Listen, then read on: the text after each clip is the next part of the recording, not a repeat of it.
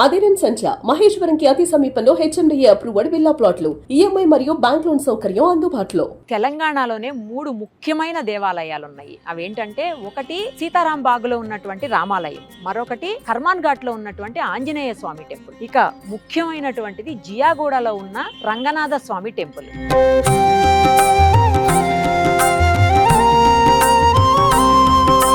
చాలా చాలా పురాతనమైనటువంటి దేవాలయాలు ఇవన్నీ కూడా.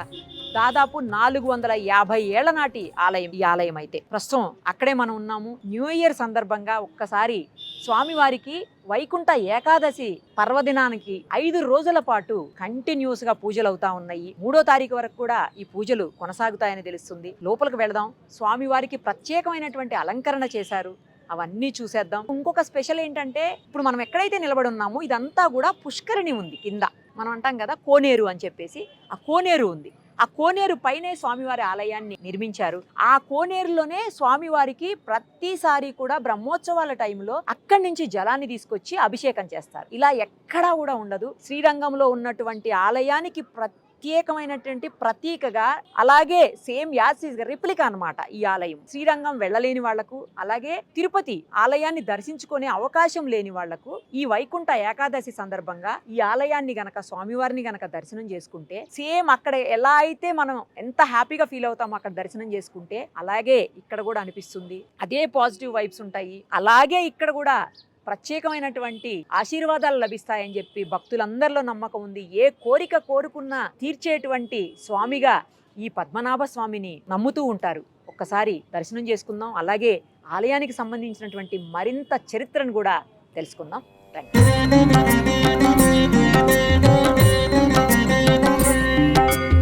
ఆలయం లోపలకు ఎంటర్ అయిపోయాము. వైకుంఠ ఏకాదశి సందర్భంగా అద్దాల మండపాన్ని తయారు చేశారు. ప్రతి సంవత్సరం కూడా ఒక్కొక్క అలంకరణ ఇక్కడ జరుగుతూ ఉంటుంది. ఈసారి అద్దాల మండపాన్ని ఏర్పాటు చేశారు, స్పష్టంగా చూడొచ్చు. ఇది 3వ తారీఖు వరకు ఇలాంటి అలంకరణ ఇక్కడ ఇలాగే కొనసాగుతుంది. ఒక పాజిటివ్ వైబ్స్ అయితే ఈ ఆలయంలో అనిపిస్తున్నాయి. మార్నింగ్ నుంచి మేము ఇక్కడే ఉన్నాము. జనవరి 1 సందర్భంగా ఆలయాన్ని ఒక్కసారి మేము దర్శనం చేసుకుని మీకు కూడా దర్శనం చేయించాలన్న ఉద్దేశంతో వచ్చున్నాము. నంగనూరు వానమాముల జియర్ స్వామికి కలలో ప్రత్యక్షం అయ్యి రంగనాథ స్వామి ఇక్కడ ఇలా జీర్ణోద్ధరణ అయిపోయినటువంటి దేవాలయం ఉంది అని ఆయన కల్లో వస్తే ఆయన మళ్ళీ పునరుద్ధరించినటువంటి పరిస్థితి.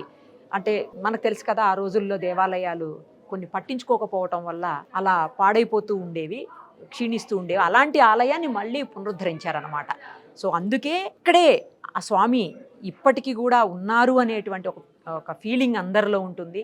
కారణం ఏంటంటే ఎన్నో సంవత్సరాల నుంచి ఆ స్వామి ఇక్కడే స్వయంభూగా వెలిశారు అని ఒక నమ్మకం ఉంది. సో అందుకోసం అని చెప్పేసి స్వామివారిని దర్శనం చేసుకుంటే అంతా మంచే జరుగుతుందని ఒక నమ్మకం ప్రగాఢంగా భక్తుల్లో ఉంటుంది. ఏ రోజైతే వైకుంఠ ఏకాదశి ఉందో ఆ రోజు ఏకంగా 1,25,000 మంది భక్తులు స్వామివారిని దర్శనం చేసుకున్నారంటే మనం స్వామివారి మహత్తునే అర్థం చేసుకోవచ్చు. తర్వాత ప్రతి నెల రేవతి నక్షత్రం రోజు స్వామివారికి ప్రత్యేకంగా అభిషేకం చేస్తారు. ఒక్కరోజే అభిషేకం జరుగుతుంది స్వామివారికి, అది ఆ రోజే. స్వామివారిని దర్శించుకోవడానికి ముందే శ్రీరంగనాయకి అమ్మవారి ఆలయం ముందే ఉంటుంది. దర్శనం చేసుకుని ఆ తర్వాత స్వామివారి దర్శనానికి వెళ్తుంటారు. ఆ వజ్ర కవచం కనిపిస్తుంది చూడండి అమ్మవారికి. ప్రత్యేకంగా వైకుంఠ ఏకాదశి సమయంలో మాత్రం 5 రోజులు మాత్రమే అమ్మవారిని ఈ రకంగా అలంకరిస్తారు. ఇంకొకటి, అమ్మవారికి ప్రతి శుక్రవారం కూడా అభిషేకం చేస్తారు. 21 వారాల పాటు అభిషేకంలో పాల్గొని అమ్మవారికి పూజ చేస్తే సంతానం లేని వాళ్ళకి సంతానం కలుగుతుంది, అలాగే వివాహం కాని వాళ్లకు వివాహం జరుగుతుంది అనేటువంటి ఒక ప్రగాఢ విశ్వాసం కూడా ఇక్కడ భక్తుల్లో ఉంది. ఒకసారి స్వామివారిని కూడా చూద్దాం, ఎందుకంటే స్వామివారు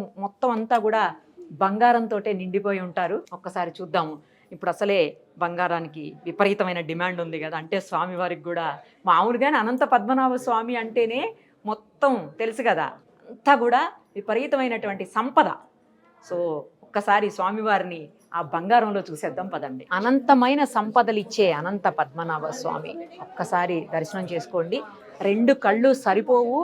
మొత్తం కూడా నేను ఇందాకే చెప్పాను, అంతా స్వామివారు స్వర్ణమయం అయిపోయారు, బంగారంతో నిండిపోయారు. ఇప్పుడు అసలే బంగారం విలువ తెలిసిందే. ఇక స్వామివారు ఎప్పుడు కూడా సంపదలకి కొలువై ఉంటారు. స్వామివారు అసలు అనంత పద్మనాభ స్వామి అంటేనే మొత్తం సంపద. స్వామివారికి ముందు మనకు కనిపిస్తుంది క్షీరసాగర మదనానికి సంబంధించినటువంటి ఆ ప్రతీక ఎలా ఉంటుందో సేమ్ అలాగే ఉంది. ఇప్పుడు ఈ స్వామివారు ఉన్నటువంటి ప్లేస్ కూడా పుష్కరిణి మీద ఉంది. నేను ఇందాకే చెప్పాను కదా, కోనేరు మీద ఉన్నటువంటి పరిస్థితి. ఆ కోనేరు నుంచే స్వామివారికి అభిషేకానికి జలాన్ని తీసుకొస్తూ ఉంటారనమాట. సో అది కూడా కొన్ని ప్రత్యేకమైనటువంటి దినాల్లో మాత్రమే, ఆయన బ్రహ్మోత్సవాల సమయంలో, మిగతా సమయాల్లో కాదు. అది చూడాలన్నా కూడా అదృష్టం ఉండాలి. అనంత పద్మనాభ స్వామి ఆలయాన్ని రథం ఆకారంలో నిర్మించారు అని చెప్పాను కదా, ఇదిగో చూడండి రథ చక్రం. ఇది మీకు ఇంకొక రథ చక్రం, అలాగే అశ్వాలు కూడా ఉన్నాయి. అలంకరణ కూడా ఎంత బాగుందో చూడండి. ఈ వైకుంఠ ఏకాదశి సందర్భంగా చాలా బాగా అలంకరణ చేశారు. ప్రతి సంవత్సరం ఒక అలంకరణ తీసుకుంటారు. ఈ సంవత్సరం అద్దాల మండపాన్ని తీసుకున్నారు. సో ఈ అలంకరణ కూడా చాలా చాలా బాగుంది. అసలు ఇది ధనుర్మాసం కదా, ధనుర్మాసం సందర్భంగా గోదాదేవి సమేత శ్రీమన్నారాయణుడి రూపాన్ని మనం ఇక్కడ చూడొచ్చు. అలాగే క్షీరసాగర మదనం, నేను ఇందాక చెప్పాను కదా, క్షీరసాగర మదనానికి సంబంధించినటువంటి ప్రతీక ఇక్కడ మనకి ఆలయంలో కనిపిస్తుంది. ఖచ్చితంగా దర్శనం చేసుకొని స్వామివారి దయకు అలాగే కృపకు పాత్రులు అవ్వాలి. చాలా దగ్గరే ఉంది జియాగూడ టెంపుల్. చిన్న చిన్న పిల్లలు కూడా చూడండి పొద్దున్నే వచ్చేసారు జనవరి 1 సందర్భంగా. అవునా, ఎక్కడుంటారు మీరు? పురాణపూల్లో ఉంటావా? ఓకే, మార్నింగ్ వచ్చేసావు స్వామికి దర్శనానికి. Happy new year. Happy new year. చూసారు కదా, చిన్న చిన్న పిల్లలు కూడా ఎంత బాగా పొద్దున్నే స్వామివారి దర్శనానికి వచ్చేసారు. మీరు కూడా ఏదో ఒక సందర్భంలో ఖచ్చితంగా దర్శనం అయితే చేసుకోండి. Thank you so much. Happy new year. ఆలయానికి సంబంధించినటువంటి అర్చకులు రంగనాథాచార్యులు గారు ప్రస్తుతం మనతో పాటు ఉన్నారు. ఒక్కసారి వారితో మాట్లాడి ఆలయానికి సంబంధించినటువంటి అనేక విశేషాలు తెలుసుకుందాం. నమస్తే అండి. ఎప్పుడు ప్రతిష్ఠించారు, అసలు ఎప్పుడు ఈ ఆలయం మొదలైంది, మొత్తం ఆలయానికి సంబంధించినటువంటి చరిత్ర చెప్పండి. ఇంకో ముఖ్యమైన విషయం ఏంటంటే, ఇప్పటికి కూడా స్వామివారికి నేలమాళిగలో ఉన్నటువంటి పుష్కరిణి నుంచి వీటిని జలాన్ని తీసుకొని వచ్చి అభిషేకం చేస్తారు అని విన్నాను. మొత్తం ఒకసారి అన్నీ చెప్పరా? దాదాపు 450 సంవత్సరాలు పూర్వము, అంటే ఈ చార్మినార్ నిర్మాణానికి పూర్వమే భాగ్యనగరంలో 3 దేవాలయాలు పురాతన దేవాలయాలుగా ముందు నుండి మనకి చెప్తూ ఉన్నారు. ఆ 3 దేవాలయాలు ఏంటి అంటే, ఒకటి జియాగూడ రంగనాథ స్వామివారి దేవాలయం, సీతారాంబాగ్లో రామాలయము, అదేవిధంగా కర్మాన్ ఘాట్ ఆంజనేయ స్వామి దేవాలయం అని చెప్తూ ఉన్నారు. అయితే ఈ మూడిట్లో కూడా విశేషించి ఈ జియాగూడ రంగనాథ స్వామి దేవాలయానికి ప్రత్యేకత ఏంటి అంటే, శ్రీరంగ క్షేత్రంలో ఏ విధంగా అయితే రంగనాథ స్వామి వారు వేంచేసి ఉంటారో అదే విధంగా ఇక్కడ కూడా అదే రూపురేఖలతో ఇక్కడ రంగనాథ స్వామి వారు వేంచేసి ఉండడం చాలా విశేషం అనమాట. ఈ రంగనాథ స్వామి వారి దేవాలయాన్ని ప్రతిష్ఠించే ప్రక్రియకి పూర్వము రంగనాథ స్వామి వారు ఇక్కడ వెలిశారు అని మనకి స్థల పురాణం యొక్క ప్రాముఖ్యత ఉన్నది. వారు ఒక మహర్షి తపస్సు చేత ఇక్కడ వెలిశారు అని మనకి స్థల పురాణము. తరువాత కాలంలో ఈ ఆలయం జీర్ణోద్ధారం 450 సంవత్సరాలకి పూర్వము కలియన్ వానమామలే జీయర్ స్వామి వారు, అంటే మనకి శ్రీ వైష్ణవ సాంప్రదాయంలో ముఖ్యమైనటువంటి పీఠము వానమామలే పీఠం అంటూ ఉంటారు. ఆ వానమామలే పీఠానికి పీఠాధిపతులు కలియన్ వానమామలే జీయర్ అని చెప్తూ ఉంటారు. వారు తమిళనాడులో వానమామలే క్షేత్రంలో ఉంటారనమాట. వారు ఈ దక్షిణ దేశ యాత్ర చేస్తూ ఈ ప్రాంతానికి వచ్చినప్పుడు ఈ ప్రాంతంలో ఉండే వారందరూ కూడా వాళ్ళ కోసం ఒక నివాస స్థానాన్ని ఏర్పాటు చేశారు. అందుకోసమని ఇక్కడ జియర్ స్వాములు ఎక్కువగా నివాస స్థానాన్ని ఏర్పాటు చేశారు. వాళ్ళకు ఒక బస చేయడానికి ఒక ప్రాంతాన్ని ఇచ్చారు కాబట్టి జియర్ గూడెము అనే పేరు ఈ ప్రాంతానికి వచ్చింది. తరువాత కాలంలో ఇదంతా ముస్లిం పరిపాలన, ముస్లిం నవాబుల పరిపాలన, జియర్ గూడెం కాస్త జియాగూడగా మారిపోయింది. అయితే ఈ ప్రాంతంలో వారు ఇక్కడికి వేయించేసినప్పుడు ఇక్కడ రంగనాథ స్వామి వారు ఉన్నారు అని వారికి స్వప్నంలో వారికి దర్శనం ఇచ్చాక వారు ఈ ఆలయాన్ని జీర్ణోద్ధారం చేసి ప్రతిష్ఠ చేశారనమాట. అయితే ఈ రంగనాథ స్వామి వారికి ప్రాముఖ్యత ఏమిటి అంటే, ఒక పుష్కరిణి మీద, పుష్కరిణి అంటే కోనేరు, ఒక దేవాలయంలో కోనేరులు ఉండడం సహజం, ప్రతి దేవాలయంలో కోనేరులు ఉంటాయి. కానీ కోనేరు మీద ఆ రంగనాథ స్వామి వారిని ప్రతిష్ఠించాలి అని వారు సంకల్పించి, అదే విధంగా మనం నించొని ఉన్నాం, ఇదంతా కూడా కోనేరు, ఆ వెనకాల వరకు అంతా కూడా కోనేరు ఉంది. కోనేరు మీద రంగనాథ స్వామి వారి దేవాలయాన్ని ప్రతిష్ఠాపన వారు చేశారనమాట. దాని తరువాత కాలంలో లక్ష్మీ అమ్మవారు, ఆళ్వారాచార్యులు వాళ్ళందరి దేవాలయాన్ని క్రమంగా నిర్మాణం చేస్తూ వచ్చారు. ఈ రంగనాథ స్వామి వారికి ముఖ్యంగా ఈ కోరుకున్న కోరికలు తీరుతాయి అని చెప్పడానికి పూర్వం నుండే ఎన్నో రకాల ప్రక్రియలు మనకు కనిపిస్తూ ఉన్నాయి. ఈ రంగనాథ స్వామి వారికి ప్రతి రేవతి నక్షత్రం నాడు అభిషేకం జరుగుతుంది. చెప్తూ ఉంటారు మనకి, చైత్రే రేవతి సంజాతం అని చెప్తూ ఉంటారు. చైత్రమాసంలో రేవతి నక్షత్రం నాడు మళ్ళీ ఈ రంగనాథ స్వామి వారి పునఃప్రతిష్ఠ జరిగిందనమాట.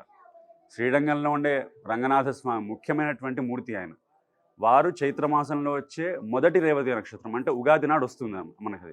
ఆ రోజు రంగనాథ స్వామి వారి యొక్క అసలైన పుట్టినరోజు, తిరునక్షత్రం అంటూ ఉంటారు. అదేవిధంగా చైత్రమాసంలో వచ్చే 2వ రేవతి నక్షత్రానికి ఇక్కడ ఈ రంగనాథ స్వామి వారు ఉద్భవించారు. ఈ రంగనాథ స్వామి వారిని కొలిస్తే సకల కోరికలు తీరుతాయని ఈ ప్రాంతంలో ఉన్న వారందరూ కూడా నమ్మకం అన్నమాట.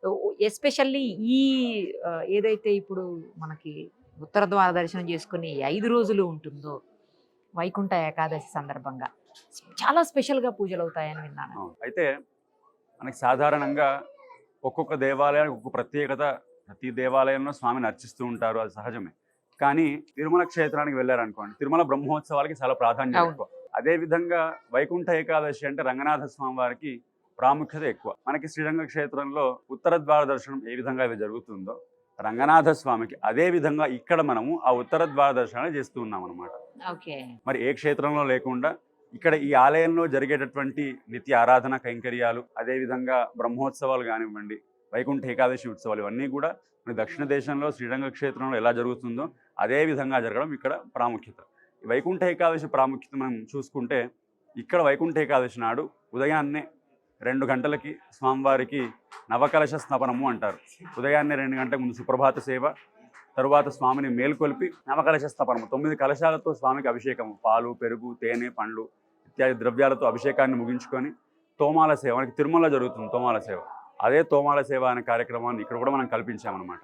5 రోజులు జరుగుతుందంటండి ఇక్కడ. అవును, 5 రోజులు. అంటే 5 రోజుల ప్రాముఖ్యత ఏంటి అంటే సాధారణంగా రాపత్తు ఉత్సవాలు అంటూ ఉంటారు. వైకుంఠ ఏకాదశికి 10 రోజుల ముందు పగల్పత్తు ఉత్సవాలని, వైకుంఠ ఏకాదశికి తరువాత 10 రోజులు రాపత్తు ఉత్సవాలని జరుగుతూ ఉంటాయి.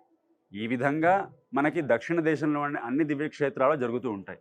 ఈ ప్రాంతంలో మనకి కొన్ని క్షేత్రాల్లో మాత్రం మనకు కనిపిస్తుంది అనమాట. ఇక్కడ మన క్షేత్రంలో మనము 5 రోజుల పాటు కూడా రాపత్తు ఉత్సవాలు అంటే నమ్మాళ్ళవార్లకి సంబంధించినటువంటి రాపత్తు ఉత్సవములు 5 రోజులు రాపత్తు ఉత్సవాలను జరిపి ఈ 5 రోజులు కూడా భక్తులందరి కోసమని మనకి సాధారణంగా వైకుంఠ ఏకాదశి ఇంతకు ముందు కేవలం 3 రోజులు చేసేవారు.